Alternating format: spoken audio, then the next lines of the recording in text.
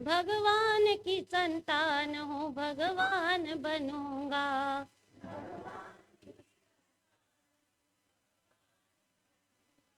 जिन धर्म ने स्वाधीनता का पाठ पढ़ाया,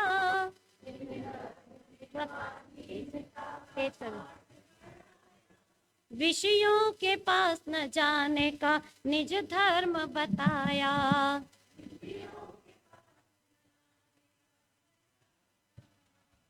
फिर से, जिन धर्म ने स्वाधीनता का पाठ पढ़ाया,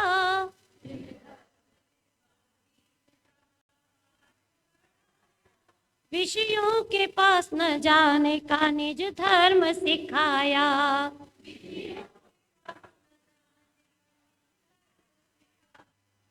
गेयों को पढ़ा आज तक, अब खुद को पढ़ूंगा। भगवान की संतान हूँ, भगवान बनूंगा।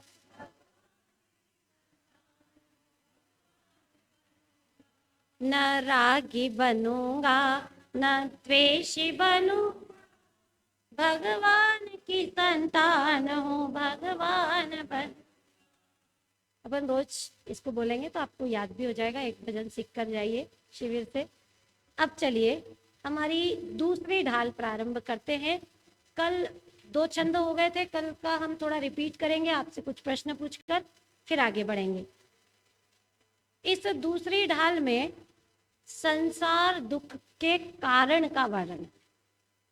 संसार दुख का वर्णन तो पहली ढाल में पढ़ लिया, लेकिन दुख क्यों प्राप्त कर रहे हैं हम, किस कारण से कर रहे हैं।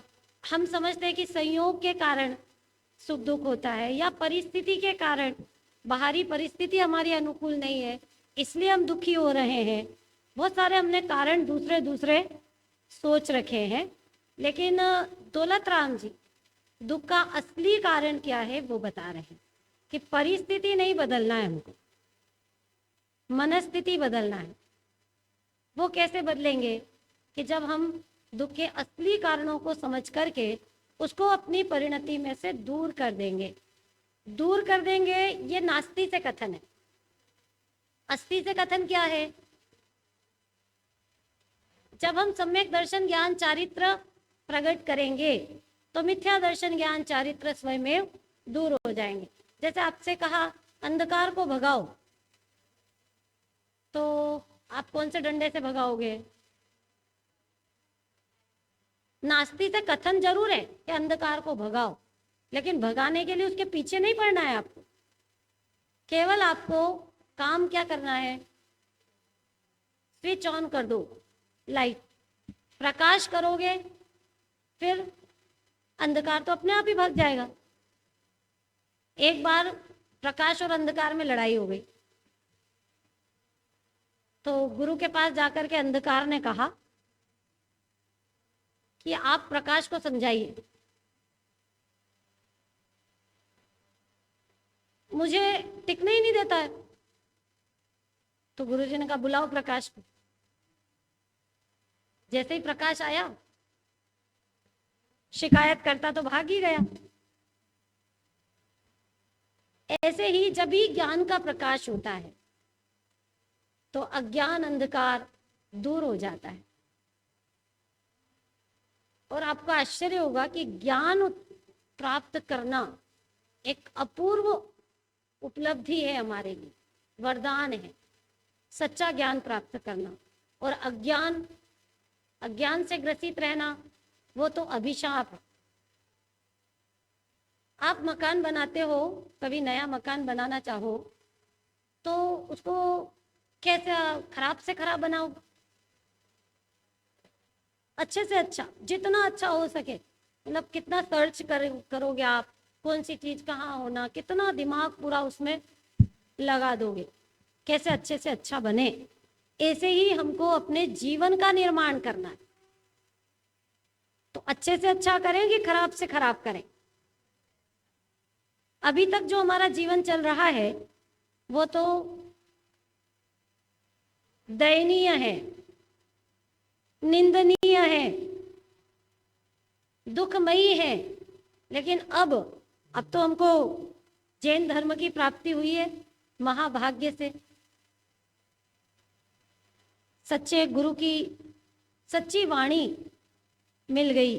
तो अब हमें अपने जीवन का निर्माण करना है, तो हम अच्छे से अच्छा सुखमयी जीवन का निर्माण करेंगे।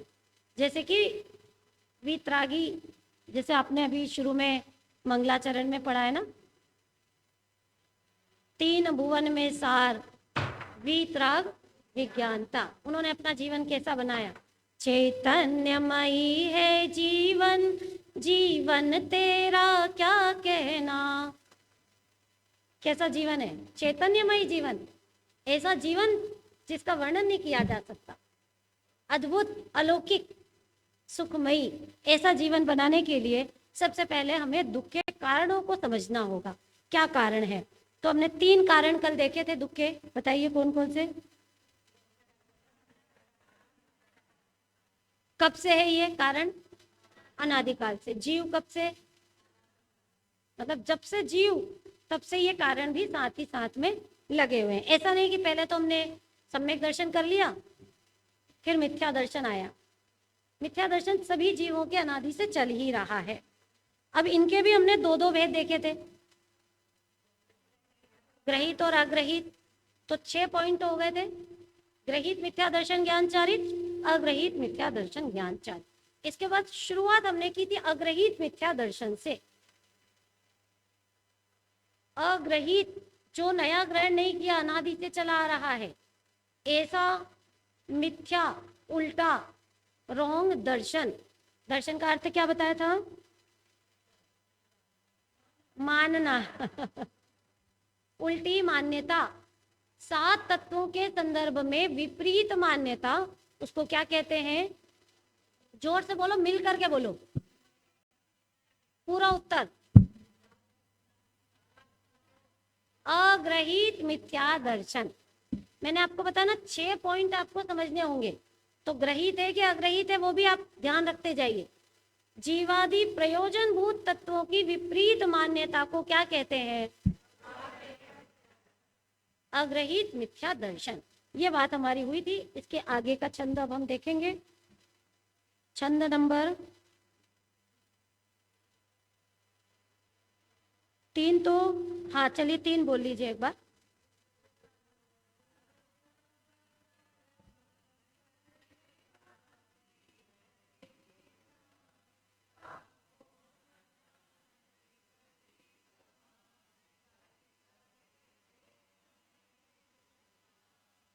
पुद्गल नव धर्म अधर्म काल। जीव को छोड़ करके, जैसे 6 द्रव्य हैं उसमें से 1 पृथक कर दिया और 5 एक तरफ, जीव और 5। अब पांचों से जीव की चाल न्यारी है, अलग है। क्यों अलग है? क्योंकि जीव में एक असाधारण गुण है। कौन सा?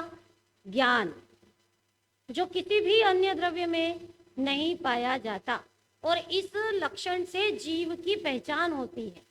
अद्भुत शक्ति है जीव के पास। कौन सी? ज्ञान की। हमने कभी ज्ञान की महिमा नहीं की, हमने पर पदार्थों की महिमा तो की। अरे ये हीरा कितना कीमती है, लेकिन हीरे को जानने वाला कीमती है कि नहीं? अगर देखो, कुछ दोस्त यात्रा कर रहे हैं और उनमें से कुछ कोई वस्तु गिर गई तो वो चारों ढूंढ रहे हैं, ठीक है। तो अब उसमें से एक को मिला वो हीरा, बोले अरे देखो ये कीमती हीरा मिल गया। तो दूसरे दोस्त ने कहा कि ये हीरा तो मिल गया, लेकिन इसको देखने वाली आंख वो इससे भी ज्यादा कीमती है, महत्वपूर्ण है। तो फिर एक ने कहा कि आंख से भी ज्यादा महत्वपूर्ण ज्ञान है। आंख तो मुर्दे के पास भी, मुर्दा देखता जानता है। तो महत्वपूर्ण कौन है पदार्थ? इस शरीर में विराजमान आत्मा। ज्ञान तो एक गुण है, ज्ञान जैसे अनंत गुणों का धारी चेतन पदार्थ, ये है जीव। इसका लक्षण अन्य से बिल्कुल भिन्न है, लेकिन ताको न जान, विपरीत मान, जानना भी गलत हो गया और मानना भी गलत, विपरीत, उल्टा मान लिया। क्या उल्टा मान लिया? करी करे देह में निज पिछान। देह तो था पुद्गल, देह जीव नहीं था, देह था तो पुद्गल। मांस हड्डी खून नवद्वार बहे गिनकारी, अचेतन जड़। लेकिन इसको ही क्या मान लिया जीव ने कि ये मेरा है।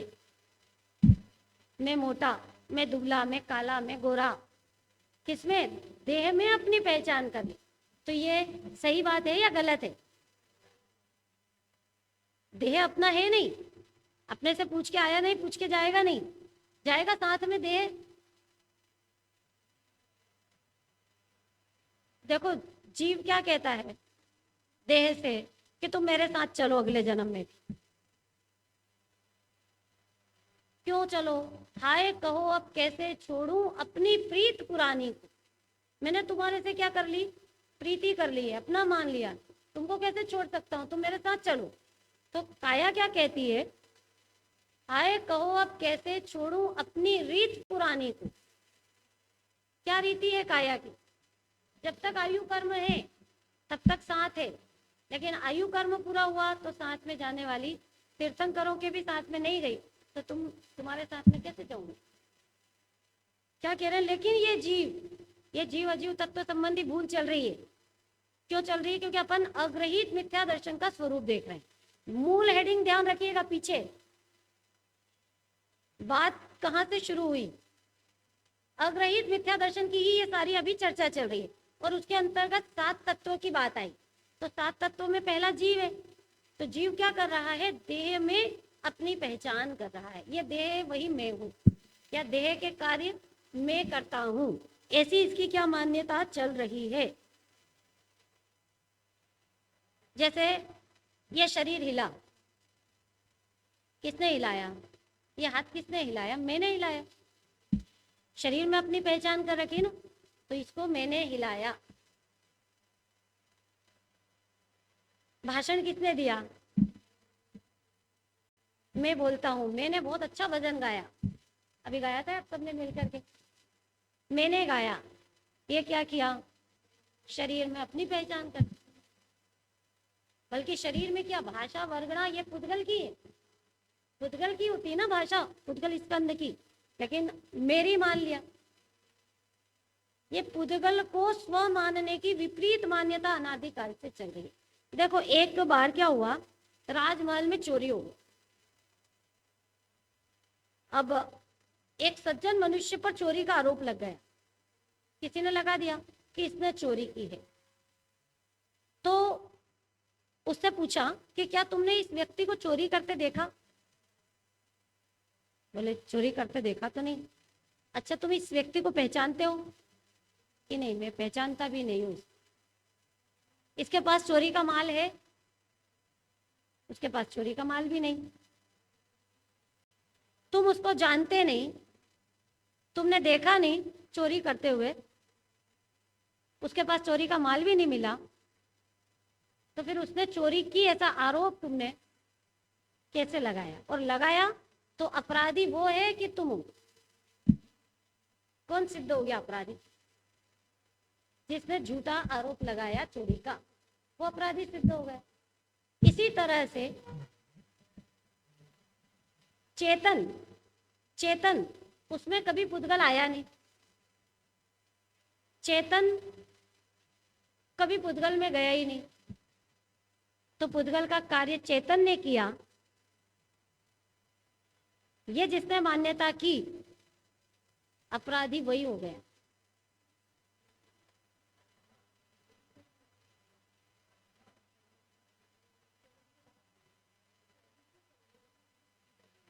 नहीं ऐसा नहीं है।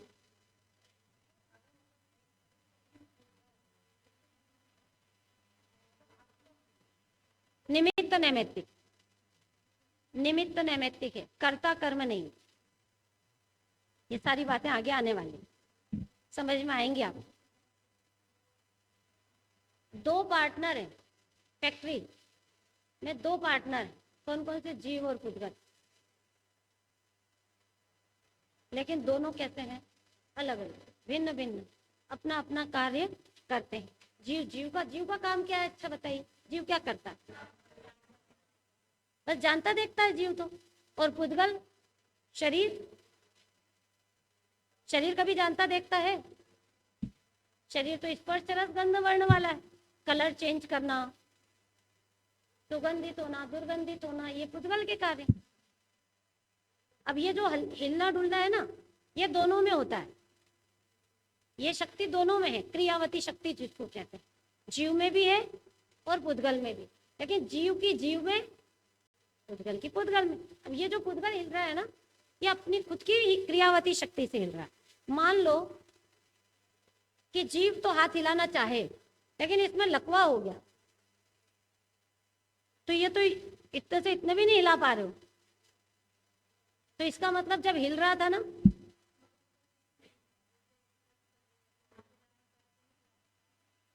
कौन चाहे? चाहने वाला ही चला गया ना, चाहेगा कौन? चाहने की शक्ति पुद्गल में है कि जीव में है? चाहना, इच्छा करना, ये माइक कभी इच्छा करता है? या व्यवस्थित चलाना चाहिए, चलना चाहिए मुझे, माइक कभी सोचता है ऐसा? इच्छा करता है? इसमें ऐसी शक्ति नहीं। पुद्गल में इच्छा करने की, सुख दुख को भोगने की ये शक्ति नहीं। आप इसको गिराओ, तोड़ दो, टुकड़ा टुकड़ा कर दो, इसको कोई फर्क नहीं पड़ता।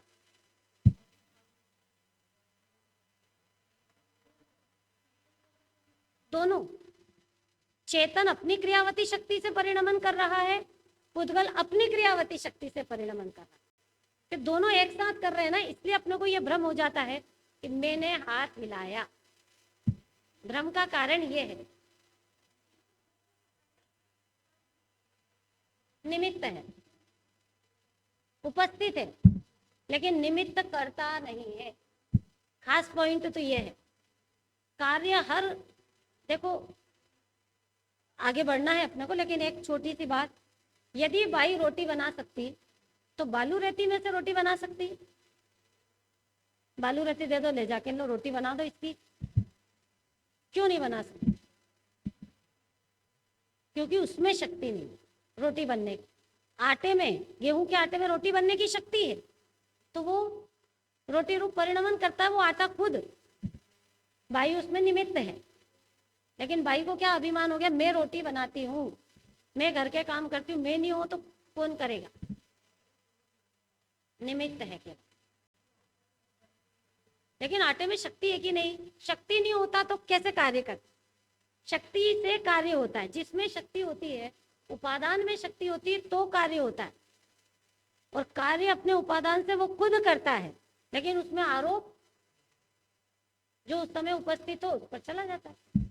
इसने किया, लेकिन जीव ने, बाई ने उस समय जाना, देखा, इच्छा की मैं रोटी बनाऊं, लेकिन बनी वो स्वतंत्र है। तो चलिए आगे बढ़ते हैं। करी करे देह में निज पिछान, निज मतलब अपना, अपना पहचानता है, इस देह को अपना पहचानता है ये जीव।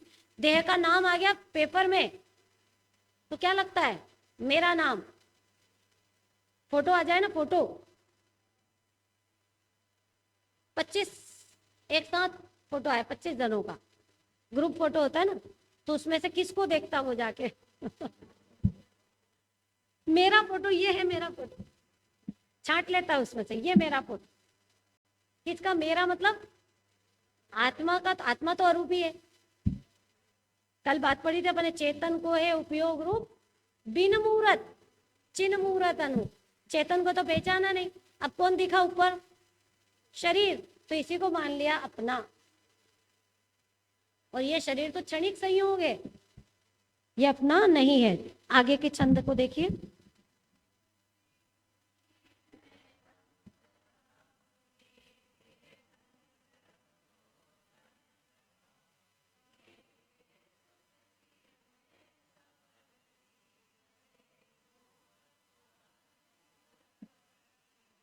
देखिए बहुत ही सरल छंद है, लेकिन भाव बहुत गंभीर है। मैं सुखी दुखी मैं रंग कराव। क्या मानता है यह जीव? पर द्रव्य के संयोग से अपने को सुखी मानता है। किसकी मान्यता चल रही है वो ध्यान रखना। पहले हेडिंग क्या है?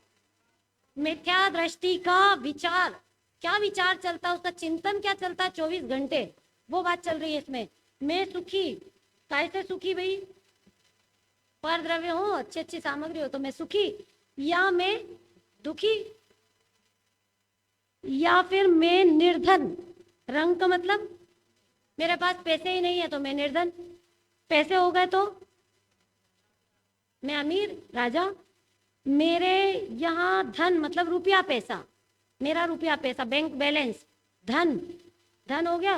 ग्रह, घर, मकान, वो बोलते हैं मेरा स्थायी निवास। स्थायी निवास होता है किसी का,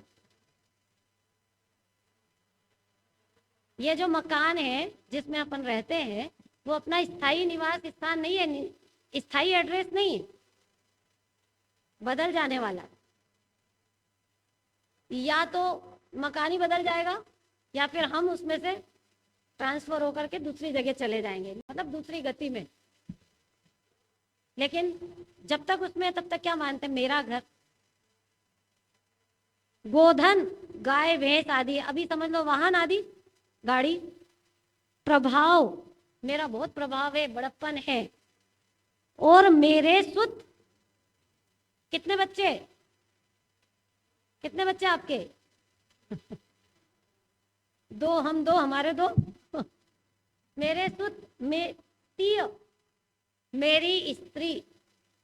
थोड़े दिन के लिए संयोग मिला है स्त्री पुत्रादि का, मतलब स्तोपदेश में एक गाथा आई है, दिशा देश से आय कर पक्षी वृक्ष बसन, प्रातः होत निज कार्यवश, इच्छित देश उड़न। उदाहरण समझ में आ गया? एक वृक्ष है, उस पर बहुत सारे पक्षी अलग अलग दिशाओं से आकर के विश्राम किया, सुबह होते ही सब चले गए। ऐसे ही घर में अलग अलग गतियों से आकर के जीव इकट्ठे हुए और अलग अलग गतियों में चले जाने वाले हैं, लेकिन उसको ही क्या मान लिया, यही मेरा परिवार है। जबकि किसी का किसी से कुछ भी संबंध, पति का पत्नी से, माता पिता का बच्चे से कोई संबंध नहीं है। सब झूठे रिश्ते नाते हैं, सब झूठी प्रेम कहानी है, क्षण भंगुर जीवन है चेतन, इस जग की यही कहानी है। अभी हमारे दादा दादी चले गए, दूसरी गति में चले गए, तो यहाँ जो जिसको अपना मान रहे थे, कुछ काम आ रहा है उनके वो? तो ये मान्यता कैसी है? झूठी है। ये अग्रहित मिथ्या दर्शन की मान्यता है। क्या? मेरी स्त्री है, मैं बलवान, शरीर बलवान है तो मैं बलवान, और शरीर कमजोर है तो अरे आज तो बहुत ही कमजोरी लग रही, कमजोर हो गए हम तो कमजोर हो गए ना। हम कैसे कमजोर हो गए? हम तो अनंत गुणों से धनवान बलवान है ना, लेकिन अपने स्वरूप की पहचान नहीं थी। बेरूप सुभग, शरीर असुंदर है तो अपने को असुंदर मान लिया। डिप्रेशन, क्यों है भैया आप डिप्रेशन में क्यों हो? देखो, जिसको अग्रहित मिथ्या दर्शन खत्म हो गया ना, वो कभी डिप्रेशन में नहीं आता। क्यों नहीं आ सकता? क्योंकि आत्मा को वो कैसा समझता? सिद्ध समान। कैसा हूं मैं? सिद्ध समान, परिपूर्ण, अनंत गुणों का अधिपति चेतन तत्व हूं, ऐसा जो मानता हो उसकी आन बान और शान कैसी होगी? छोटी छोटी बातों में उसको राग द्वेष नहीं होगा, कषाय नहीं होगी, तीव्र अनंतानुबंधी कषाय नहीं होगी उसको। कितनी भी बड़ी बड़ी परिस्थिति बन जाए, नरक में चले जाए तो भी। अभी आप देखो, श्रेणिक राजा, क्षायिक सम्यक दृष्टि, तीर्थंकर बनने वाले, अगली 24 के प्रथम तीर्थंकर बनने वाले महापद्म नामक, श्रावकोत्तम थे महावीर भगवान की सभा के, श्रावकोत्तम। लेकिन आज कहां? नरक में। तो नरक में उनको अग्रहित मिथ्या दर्शन चल रहा है या सम्यक दर्शन चल रहा है?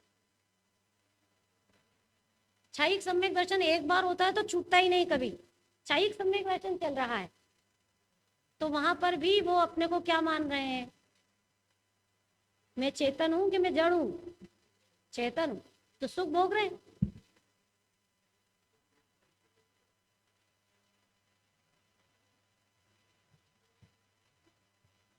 कुरूप या सुंदर, अब तो कभी नहीं मानना।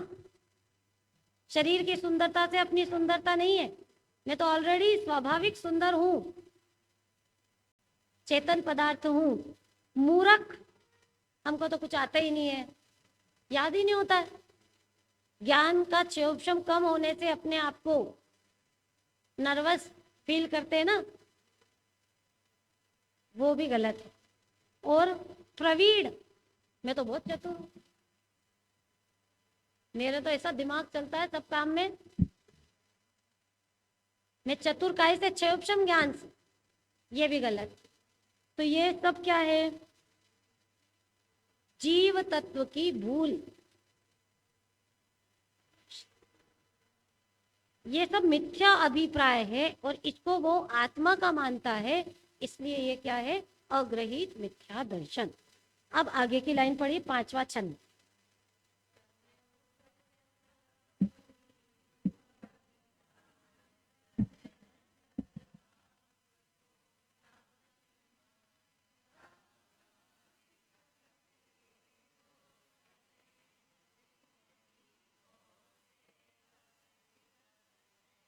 अब इसमें दो तत्व की भूल आ जाएगी, अजीव तत्व की भी है और आश्रव तत्व की भी भूल इसी में है। देखिए क्या कह रहे हैं, पहले अजीव तत्व की। तन उपजत अपनी उपज जान, तन के उपजने से, उत्पन्न होने से अपनी उत्पत्ति मानता है और तन के नाश होने से अपने आत्मा का नाश मतलब मरण मानता है। क्या करें भाई, जन्मदिन,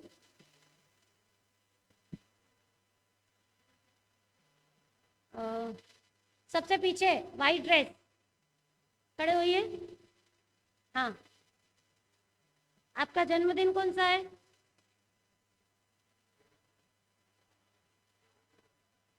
क्या बताया?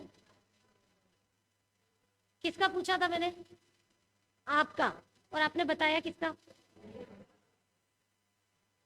बैठिए, ऐसी मान्यता चलती है, मेरा जन्मदिन है, तन उपजत अपनी उपज जान, मतलब मैं इस दिन जन्मा।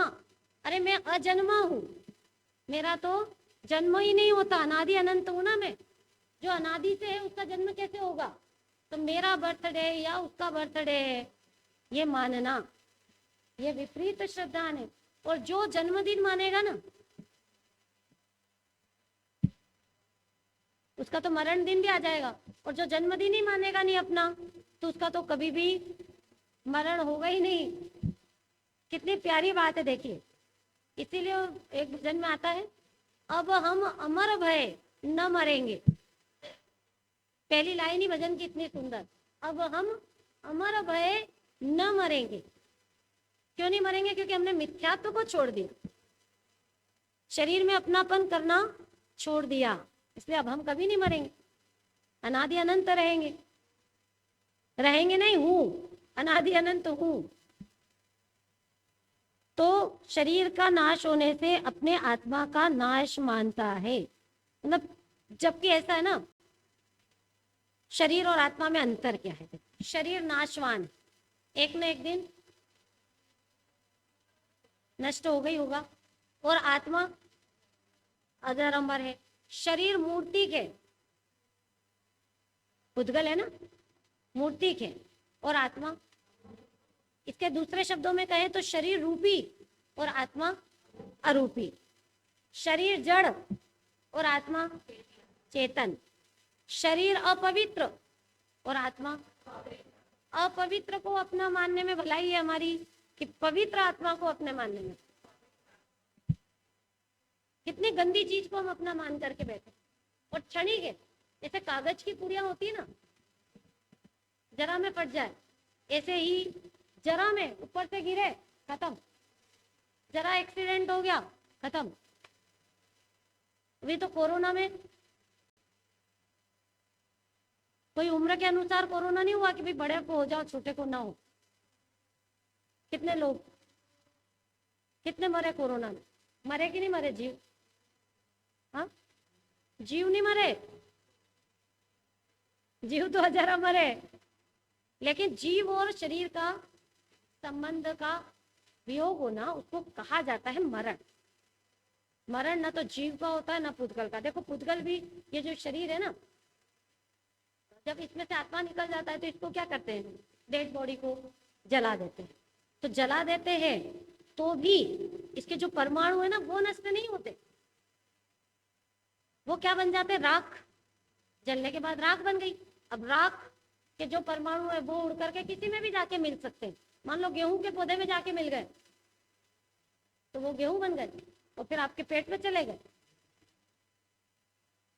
भूतगल का तो यही स्वरूप है, मिलना बिछुड़ना, मिलना बिछुड़ना। परमाणु निकलते रहते हैं, किसी में भी मिलते भी रहते हैं,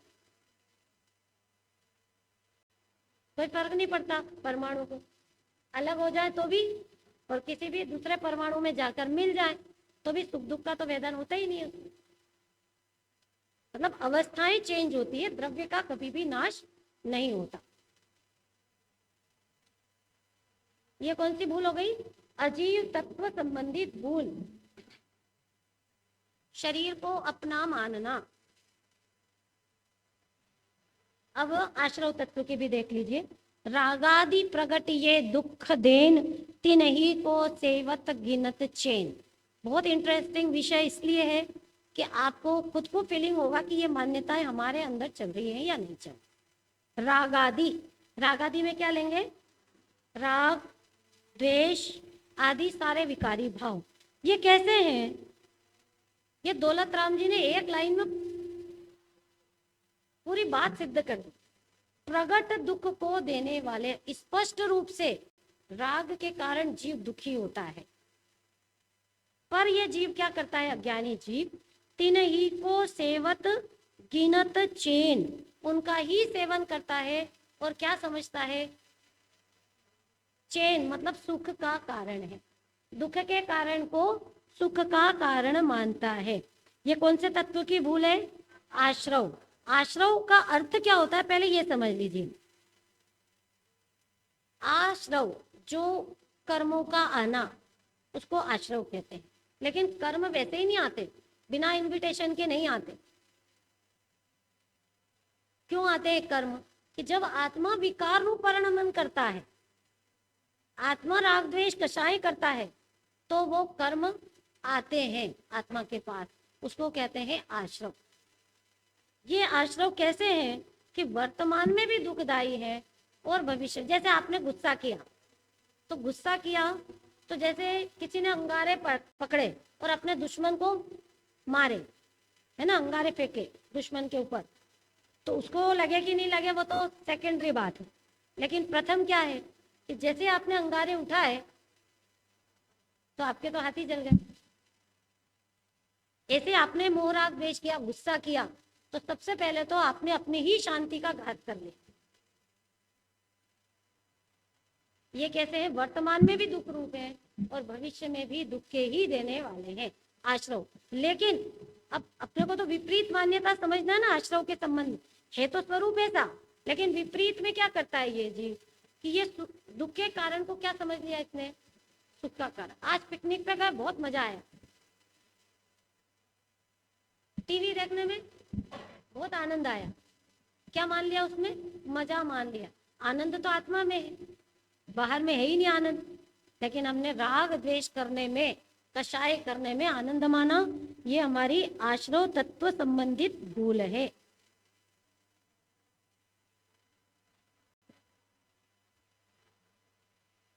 आगे पढ़िए, छंद 6।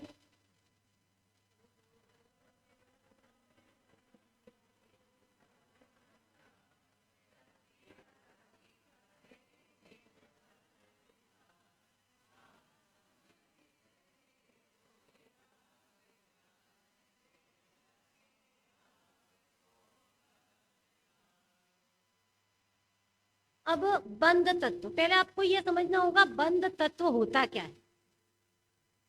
जब कर्म आते हैं आके और आत्मा के साथ बंध जाते हैं, ये तो कर्मों के सब तरफ से बताया। लेकिन आत्मा का राग द्वेष मोह भाव में रहना, उसको क्या कहेंगे? बंध। अब बंध दो तरह के करता है जी, अशुभ बंध या पुण्य बंध और पाप बंध। तो देखिए लाइन क्या लिखी है, शुभ अशुभ बंध के फल मझार। शुभ बंध का फल और अशुभ बंध का फल, उसमें क्या करता है ये जीव? रति अरति करे। क्या करता है? रति। किसमें रति करता है? शुभ के फल में। और अशुभ के फल में क्या करता है? अरति। अरे अरे अच्छा नहीं, पसंद नहीं है, हटाओ। अशुभ कर्मों का फल क्या है? कौन सी गति? नरकादि गति। और शुभ कर्म के फल में देव गति, आदि गति। तो इनके फल में क्या करता है ये गति अच्छी, ये गति खराब। राग द्वेष, रति अरति, एक शब्द और इसमें लिखा है, निज पद विसार, मतलब अपने स्वरूप को भूल कर ऐसा करता है। इसलिए ये कौन से तत्व संबंधित भूल हो गई? बंध तत्व संबंधी। इसका जो चित्र है वो भी देख लीजिए आप। 56 तरह के पकवान रखे हैं थाली में, देख लिया। और वो भोजन कर रहा है और उसको क्या समझ रहा है? बहुत अच्छा, शुभ का फल बहुत अच्छा है। और अशुभ के फल में देखो, भूखा प्यासा व्यक्ति बैठा हुआ है, उसके पास कुछ साधन नहीं है। यह अशुभ का फल, कोई भी परिणाम करोगे उसका फल तो आएगा ही आएगा, मिलेगा ही मिलेगा, और जो करेगा उसको ही मिलेगा। अपने अपने कर्मों का फल सबको मिलता है। तो मिलता तो है, लेकिन ज्ञानी जीव क्या करते हैं कि उसमें राग द्वेष नहीं करते। जब वो राग द्वेष नहीं करते तो नए कर्म नहीं बंधते। नए कर्म नहीं बनते तो पुराने कर्म की क्या होती है? निर्जरा होती है। और जब पुराने कर्म सारे निर्जरित हो जाएंगे तो क्या होगा?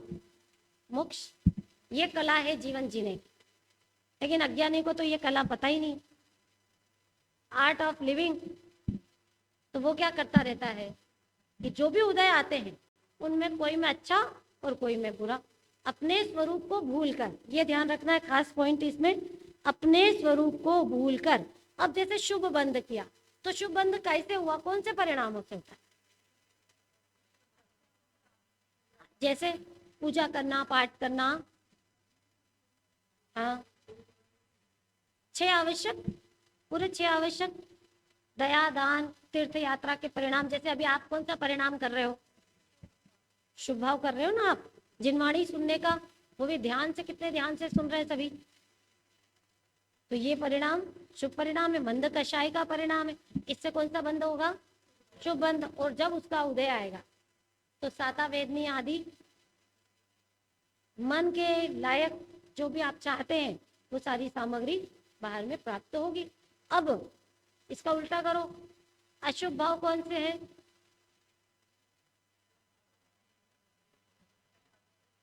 हाँ, और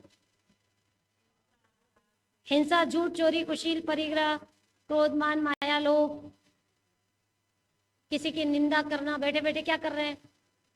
कोई काम नहीं है तो किसी की भी निंदा बुराई शुरू कर दी। और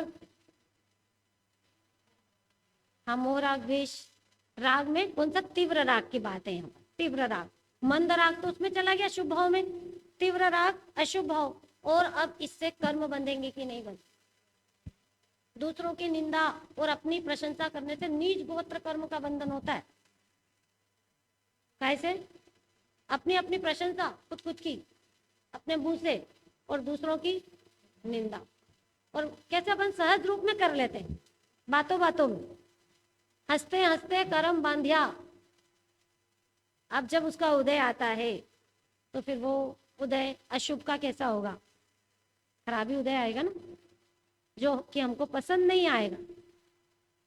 करते समय तो कर लिया, अब क्या करें? तो शुभ अशुभ बंध के फल मझार। ध्यान रखिए, इसमें फल की बात है, शुभ अशुभ भाव की बात नहीं। शुभ अशुभ के बंध के उदय में जो सामग्री मिली उसमें क्या करना? रति अरति करना।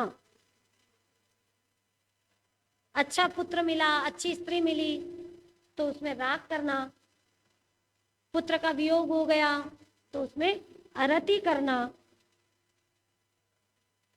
ये बंध तत्व की विपरीत श्रद्धा है। जबकि दोनों ही बंध भिन्न है अपने से, कोई भी अच्छा बुरा उसमें है नहीं, सब भिन्न है। बंध तत्व की भूल भी हो गई। शुभ अशुभ बंध के फल मझार, रति अरति करे, ये लाइन, ये बंध तत्व की हो गई। अब कौन सी आएगी? संवर तत्व की। पढ़िए संवर तत्व की लाइन क्या है?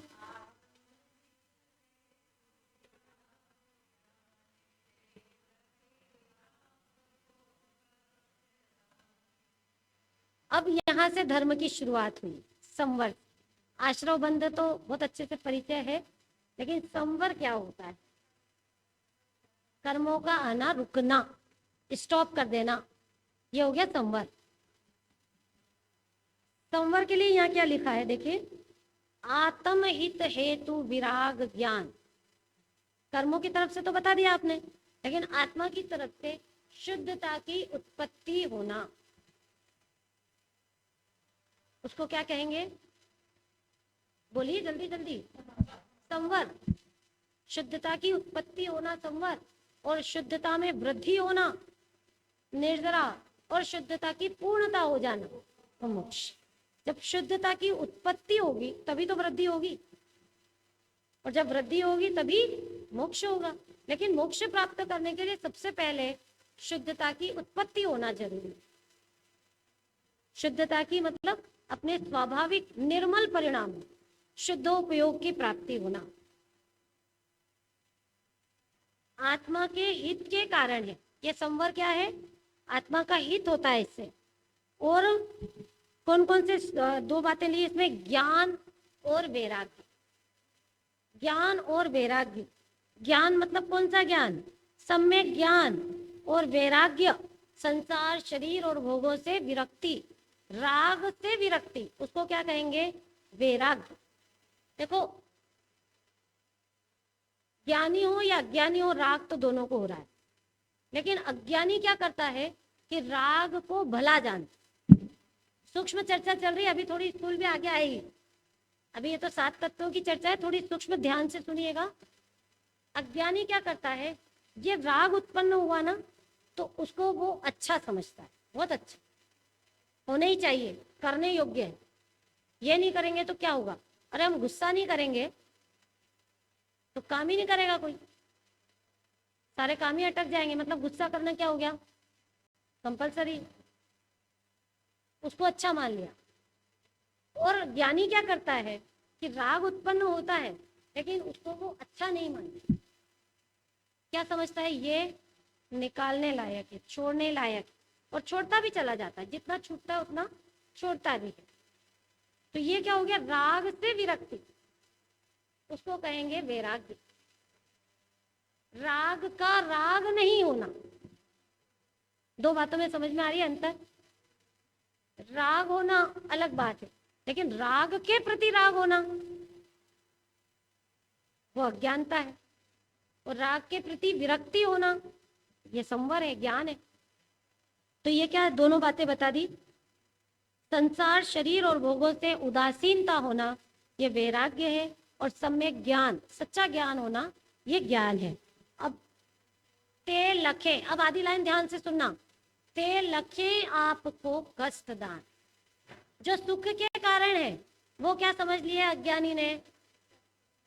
कष्ट। अरे बाप, इतना पढ़ना पड़ेगा? अब भैया हम 1 घंटे स्वाध्याय तो नहीं, क्यों नहीं कर सकते? क्यों नहीं कर सकते? बहुत कष्टदान लगता है, बहुत बहुत दुख हो जाएगा हमको, हम इतना झेल ही नहीं पाएंगे। सब हमारे से ऊपर ऊपर से चला जाएगा। बहुत सारे लोग बोलते हैं, प्रवचन में लेट क्यों आते हो आप? कि क्या हम इतने देर झेल नहीं सकते, हम तो थोड़ी सी देर आ जाते। वो क्या लगता है उसको? बोझा, कष्टदायी लगता है। जो अच्छा काम है, जो सुखदायी है, वैराग्य जैसे समझ लो कि मुनि दीक्षा धारण करना, मुनिराज बन करके उपसर्ग को कहना, ये तो बहुत कठिन बात है, हमसे तो नहीं हो पाए। मुनिराज बेचारे कैसे होंगे? दुखी होंगे, बेचारे मुनिराज कैसे रहते होंगे। अरे मुनिराज बेचारे हैं कि तुम जो एसी में बैठे हो वो बेचारे हो। मुनिराज तुम अद्भुत आनंद का रसपान कर रहे हैं। संवर निर्जरा तत्व के धारी है मुनिराज, प्रचुर हर समय आनंद का वेदन करते हैं। उनके सुख की क्या बात है, धन्य मुनि दशा है। लेकिन इसको तो क्या लगता है, वैराग्य प्राप्त करना दुख का कारण लगता है। यही तो गलत मान्यता है। और इसको यहाँ पर दुख के कारणों में से कौन सा कारण कहेंगे? अग्रहित मिथ्या दर्शन। ये सारी चर्चा हमारी उसी पॉइंट पे चल रही है, अग्रहित मिथ्या दर्शन। मेन परिभाषा क्या बताइए अग्रहित मिथ्या दर्शन की?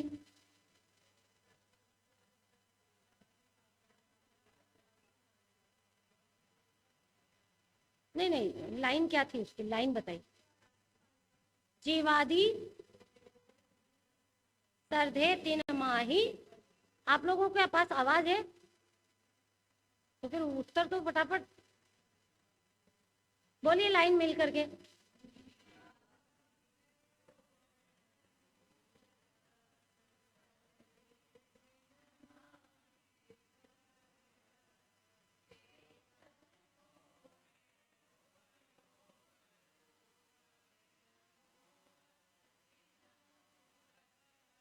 बस हमने पूछा क्या था और आपने बताया क्या। पूछा था अग्रहित मिथ्या दर्शन की परिभाषा, तो वो एक ही लाइन थी। आपसे जितना पूछा जाए ना, आपको पता होना चाहिए कि उतना ही उत्तर कहाँ पर है, कौन सी लाइन में। अब ये तो जीव का स्वरूप शुरू हो गया, उसमें कोई मान्यता थोड़ी ना बताइए, जीव का स्वरूप हो गया ना। अब हम आपसे पूछते हैं जीव तत्व की भूल क्या है, तो कौन सी लाइन आएगी? नहीं, उसमें नहीं आएगी। मैं सुखी दुखी में रंग कराओ, ये लाइन आ जाएगी। करी करे देह में निज पिछान, अजीव तत्व संबंधित भूल में कौन सी लाइन आएगी? तन उपजत अपनी उपज जान, तन नशत आपको नाशमान। फिर आश्रव तत्व संबंधित भूल में अभी भी बहुत से बच्चे मौन लेकर के बैठे हुए हैं। अगर आप बोलोगे ना तो आपको और अच्छे से समझ में आएगी बात। फिर बंध तत्व की भूल कौन सी लाइन है?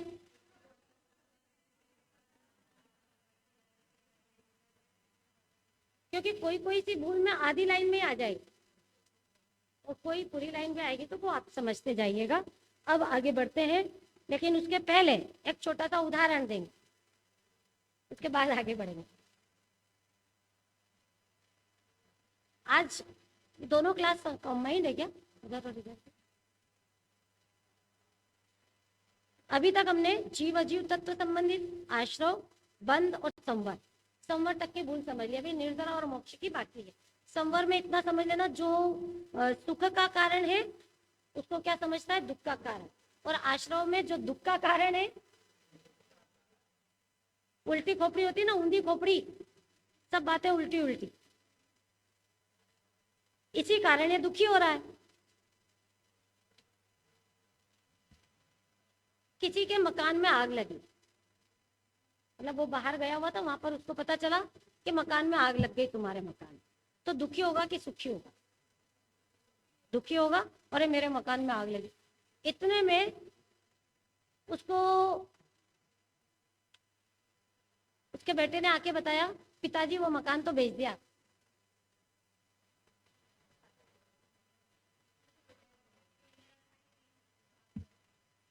कितनी जल्दी उत्तर दे दिया। उसी क्षण तत्क्षण क्या होगा? कितनी जल्दी, एक क्षण पहले विपरीत मान्यता और एक क्षण बाद मान्य, मतलब सही बात पता चल गई कि वो तो अपना रहा ही नहीं मकान।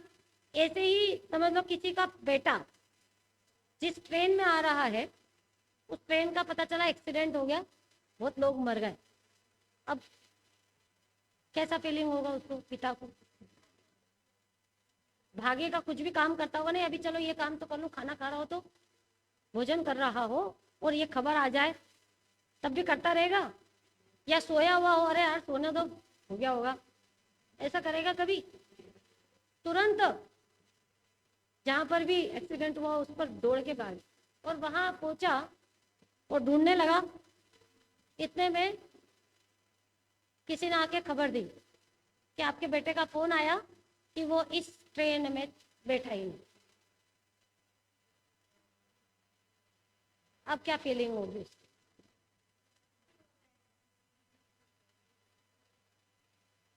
इतने लोग मरे हुए दिख रहे हैं, इतने एक्सीडेंट हुए हैं, तो उसको कुछ फर्क नहीं पड़ रहा है। उन लोगों का कुछ भी हो रहा हो भाई, थोड़ा बहुत तो अरे अरे गलत हुआ ये वो, लेकिन वो सब कैसे रहेगा ऊपर ऊपर, अंदर में तो भाई मेरा बेटा तो सेफ है, इसकी शांति हो जाए। ठीक इसी तरह से ये जो उल्टी मान्यताएं है ना अपना अपने अंदर, ये हमारे दुख का कारण बन रही है। कोई भी गति में हो चीज, ये उल्टी मान्यता दुख का कारण। और जिस क्षण ये पता चल जाए शरीर तो अपना है ही नहीं। अब जैसे नरक में मार काट बचती हो ना, मार रहे हो इस शरीर को, और उसको ये पता है कि शरीर मेरा नहीं है, तो क्या होगा? दुख होगा कि सुख होगा? सुख का वेदन हो जाएगा शुरू, मान्यता सही होने से। और वही मान्यता अगर जिसकी भी वहां पर कि मुझे कर रहे हैं, मुझे मार रहे हैं, तो कैसा फीलिंग होगा? अनंत दुख होगा, मार काट वही मच रही है। ऐसे सब में लगा लें। चले आगे बढ़े, क्या समय है? तो आगे की भूल अपन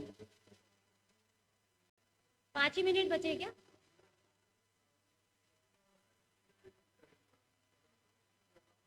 ठीक है, क्वेश्चन आंसर कर लेते हैं क्योंकि काफी लेंदी कोर्स हो जाएगा फिर आप लोगों का। तो अभी आज अपन ने काफी कोर्स अपना कर लिया है।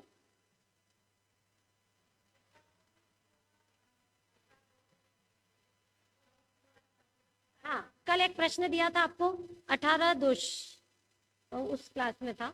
तो वो 18 दोषों के नाम आप लोग लिख कर लाए हैं। आप भी थे उसी क्लास में? अच्छा, कितने लोग लाए हैं लिख करके? आप बताइए।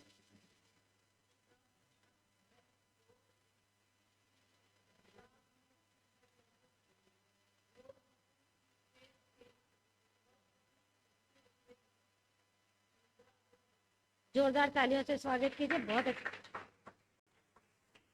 पुरस्कार, पुरस्कार है? अच्छा ठीक है, तो आपका ताली बजाना ही पुरस्कार है, और आपका जो ज्ञान बड़ा है, आपके पास ज्ञान आया है ना, सच्चा ज्ञान, वही पुरस्कार। ये 18 दोषों के नाम जो अपना शुरू में छंद है ना, वीतराग विज्ञानता, उस संदर्भ में अपने को मालूम होना चाहिए। वीतराग मतलब जो 18 ही दोषों से रहित हो गए हो। अब दूसरा प्रश्न है,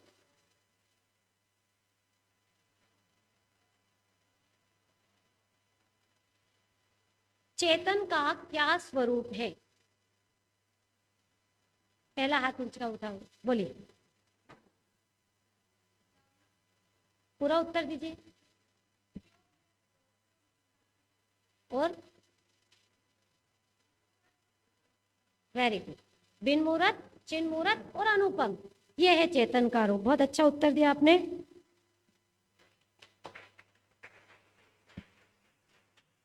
मैंने मैंने किसी को जगह दी, ये कौन से तत्व संबंधित, ये सही बात है या भूल है, पहले तो ये बताना है, और थोड़ा सा इसका एक्सप्लेन करना है कि कैसे। तक्ष,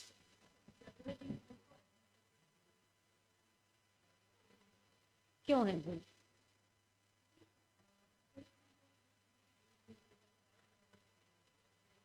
और जगह देने में निमित्त कौन सा द्रव्य है? आकाश, आकाश द्रव्य है। आकाश से मेरी चाल न्यारी है, लेकिन मैंने उसका भी कर्तृत्व कर लिया। बहुत अच्छा, जोरदार तालियों से स्वागत कीजिए।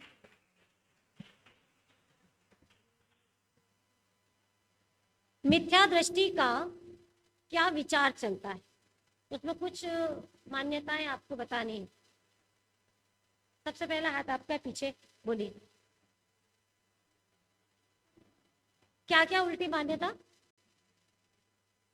कितने सारे पॉइंट बताए।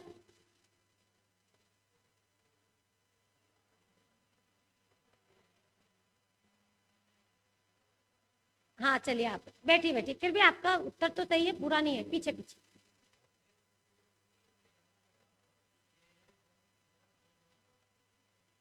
सारा पूरा, मेरे बच्चे हैं, मेरे पत्नी है, मेरा घर है, ये मेरा मोबाइल है, ये सारी मान्यताएं मिथ्या दृष्टि का ये विचार है।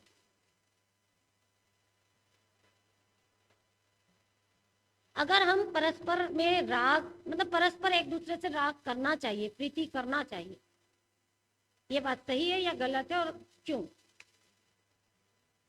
हमें आपस में परस्पर प्रीति करना चाहिए। आपका हो गया हाँ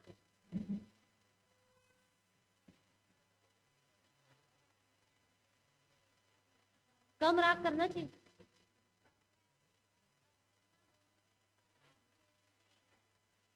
हाँ तो ये मान्यता हमारी सही है या गलत है, वही तो गलत मान्यता है। तो कौन से तत्व की भूल है?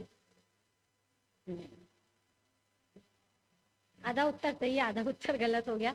इधर से कोई बताएगा कौन से तत्व से संबंधित भूल है? हाँ आश्रव, राग, परस्पर प्रीति करना मतलब राग, और राग को क्या मान लिया? अच्छा मान लिया, करना चाहिए, बहुत अच्छे।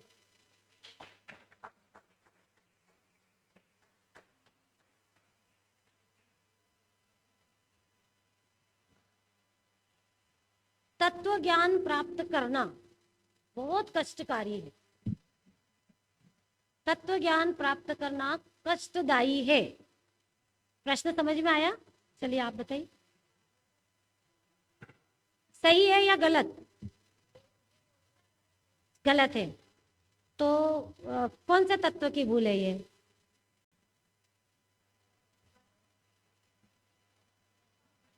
संवर्तक, बस पहचानना आना चाहिए ना। आत्महित हेतु विराग ज्ञान ते लखे आपको कष्ट दान। बंध की कैसे होगी इसमें? बंध में तो कर्म के उदय की बात आएगी, फल की बात है। थोड़ा सा आप ट्रिक अपनाएंगे तो आप सही बता पाएंगे। ठीक है, चलिए अब लास्ट में एक बार भजन बोल लेते हैं। न रागी बनूंगा न द्वेषी बनूंगा,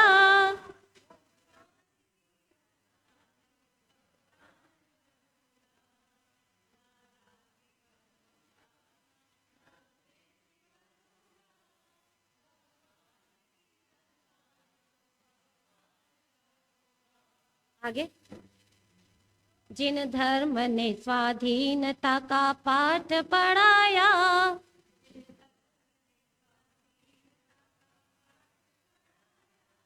विषयों के पास न जाने का निज धर्म सिखाया।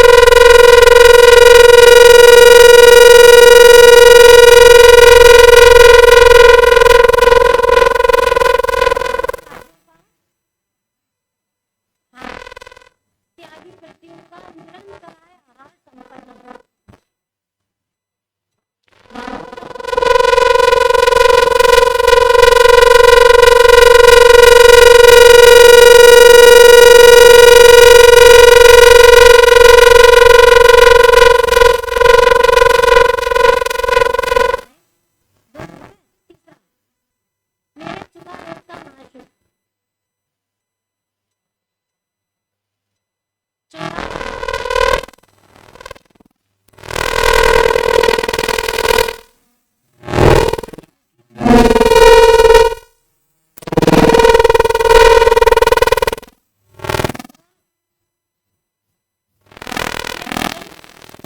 मेरे ज्ञान ध्यान में निमित्त बने, ज्ञान तैराकी में निमित्त बने, ये भोजन। और अंतिम और सबसे लास्ट पॉइंट, महत्वपूर्ण, मैं खाता नहीं हूं, मैं ज्ञाता हूं। खाने की क्रिया मेरी नहीं है, ज्ञान करता हूं ना, अभी इतनी बात चली थी, मैं खाने की क्रिया का करता नहीं हूं, मैं तो जानने वाला हूँ। चलिए, जय जिनेंद्र।